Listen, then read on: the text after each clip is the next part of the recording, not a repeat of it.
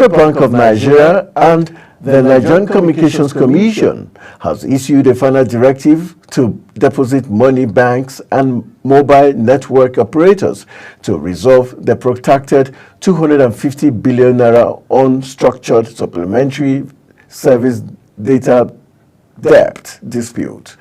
The directive, contained in a joint circular signed by the Acting Director of Payments System Management at the CBN, Oladimeji Taiwo, and the head of Legal and Regulatory Service at the NCC, Chuzua White, outlined a structured payment plan for clearing the debt and introduced new operational guidelines for USSD services. Under the terms of the directive, 60% of all debts incurred before the implementation of the application programming interfaces in February 2022 must be paid as full and final settlement. For debts arising after February 2022, the CBN and NCC mandated that banks pay 85% of all outstanding invoices by December 31st, 2024, and ensure that 85% of future invoices are settled within 1 month of issuance. On the foreign scene, Israeli Prime Minister Benjamin Netanyahu told lawmakers that some progress had been made in negotiations to secure the release of hostages held in Gaza, more than 14 months into the war. His comment in parliament came 2 days after Palestinian militant groups also talked of progress towards a ceasefire and hostage release deal.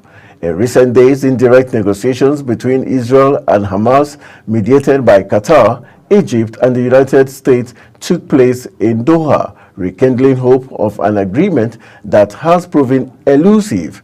Hostage families have questioned the sincerity of government's negotiation efforts, and critics have long accused Netanyahu of stalling in truce talks, prolonging the war partly to appease his far-right coalition partners.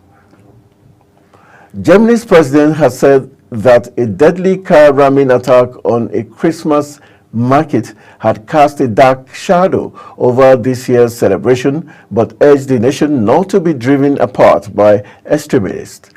In his traditional Christmas address, President Frank-Walter Steinmeier sought to issue a message of healing 4 days after the brutal attack in the eastern city of Magdeburg killed 5 people and left over 200 wounded.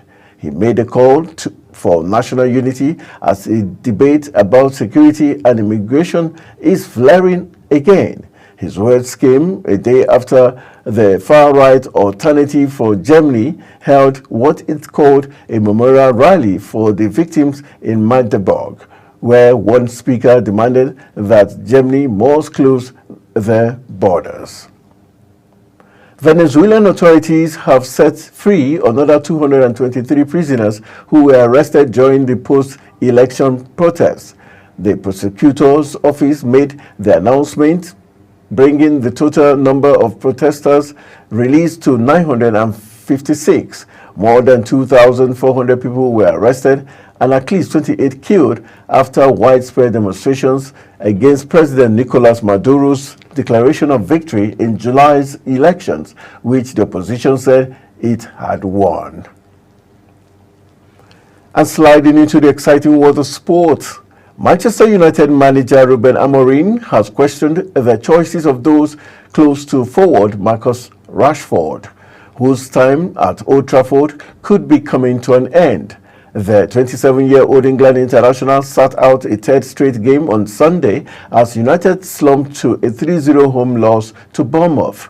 Rashford was also omitted from the squad for the derby win at Manchester City earlier this month and Thursday's League One quarter-final defeat by Tottenham.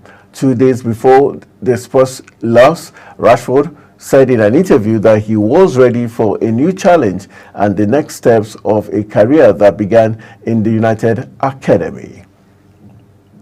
Former English Premier League player Gus Poyet is to become manager of South Korea's Jeonbuk.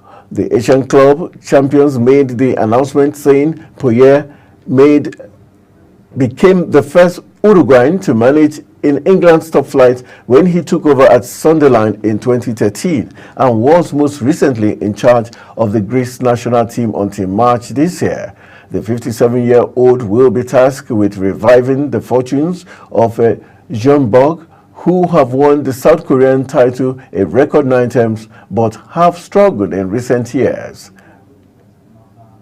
The Federal Capital Territory Administration is set to construct 2 multi-sports centers in Abuja. Acting Executive Secretary, Federal Capital Development Authority, Richard Dauda, disclosed this while briefing newsmen after the FCT Executive Council meeting.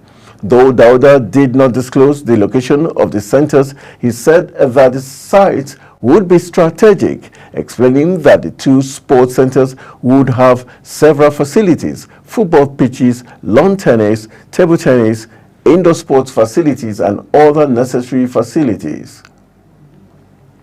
That's all we have for you on Global Television Midday News. A quick reminder that Global Television is on DSTV Channel 365 and on StarTimes Channel 276 and free to air on Nikon-Sat. Kindly follow us across all social media platforms now showing on your screen using @GlobalTVNG. I am Anthony Momodu saying thank you for watching.